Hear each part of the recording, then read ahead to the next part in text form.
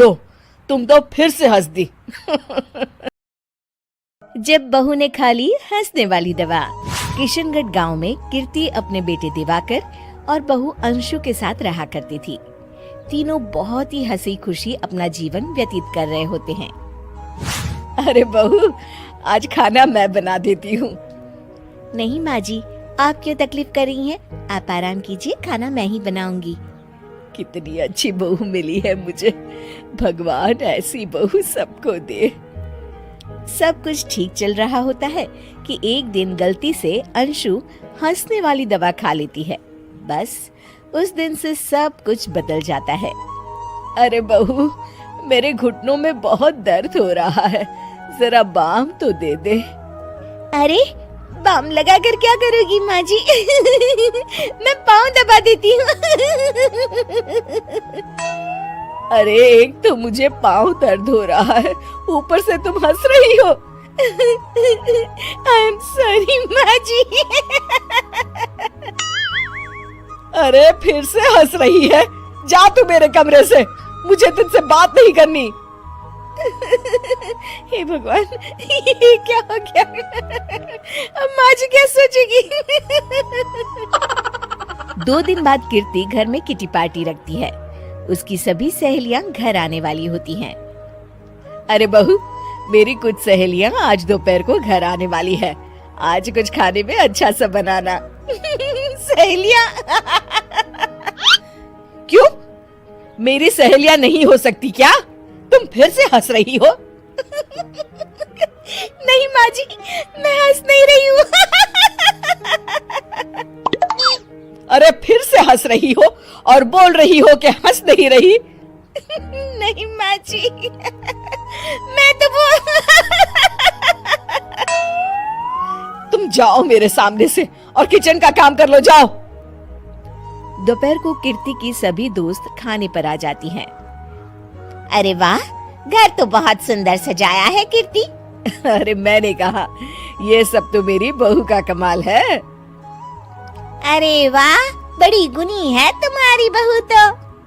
हाँ हाँ, खाना भी अच्छा बनाया है। हाँ, बहुत ही गुनी है। तो हमको नहीं मिलवाओगी क्या, या छुपा कर रखोगी अपनी हीरे जैसी बहू को? अरे नहीं नहीं, अभी बुलाती हूँ। अंशु, ओ अंशु, बहू रानी। अंशु बाहर आती है। जी माँ जी। बहू, ये सब मेरी सहेलियां हैं, मिलो सबसे। नमस्ते आंटी। नमस्ते बेटा, बहू तो बहुत अच्छी मिली है तुमको, किस्मत वाली हो तुम। किस्मत वाली? अरे क्या हुआ? हंस क्यों रही हो? नहीं नहीं, मैं हंस नहीं रही हूँ। तभी अचानक सांची के हाथ से चम्मच छूट जाता है और उसका कुर्ता गंदा हो जाता है। अंशु फिर से हंसने लगती है।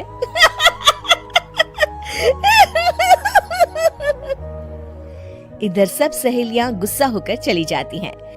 कीर्ति भी नाराज होकर अपने कमरे में चली जाती है। हे भगवान, ये मैंने क्या कर डाला? इस तरह से तो माँ जी और उनकी सहेलियां नाराज हो गई।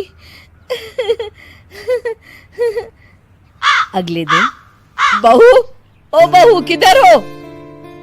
जी माँ जी।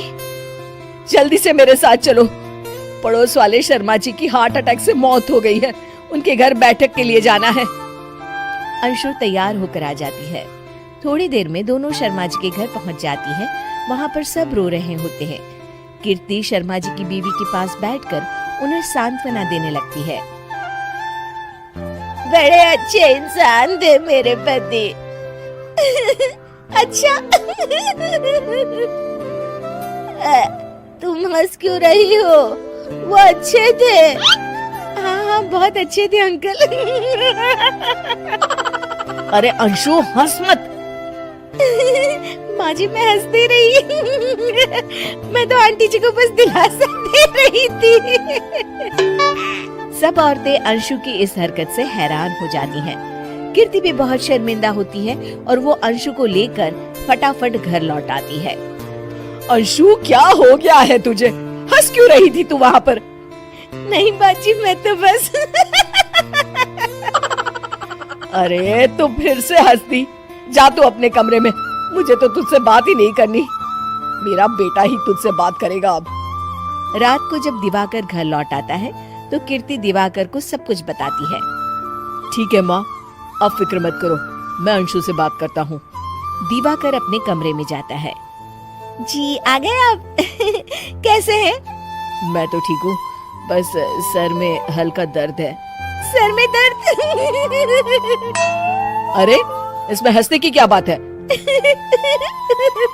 नहीं, मैं हंस नहीं रही हूँ। मुझे तो फिक्र हो रही है आपकी।